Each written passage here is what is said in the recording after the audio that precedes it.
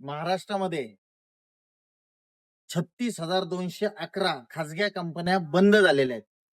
हे मी नाही सांगत, हे पेपरला आलेली बातमी सांगते. आणि हा प्रश्न शिवसेनेचे खासदार राजाभाऊ वाजे यांनी लोकसभेत विचारला होता. आणि सदर प्रश्नाला उत्तर देताना त्या खात्याच्या मंत्र्यांनी दिलेली ही माहिती जी एका प्रसिद्ध दैनिकात आलेली. याला अजून एक प्रश्न असा होता की सदर 36,200 कंपन्या गेल्यामुळं रोजगाराची किती कमी झाला, तर याच्यावर उत्तर सदर मंत्रालयाने दिलेलं नाहीये. आता याला अजून एक तुम्हाला माहिती सांगतो.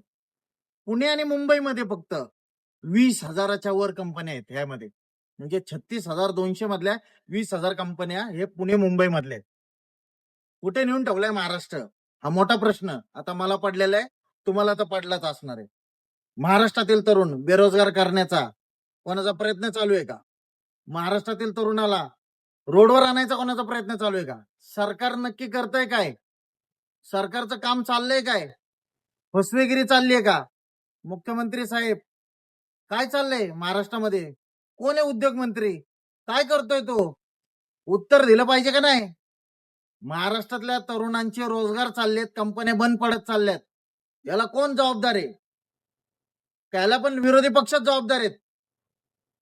लवकरात लवकर याच्यावर कारवाई झाली पाहिजे आणि जनतेने आता सुज्ञ झालं पाहिजे. देव धर्माच्या नावाखाली हे लोक, हे सरकार आपला रोजगार न्यायला लागले, महागाई वाढवायला लागले.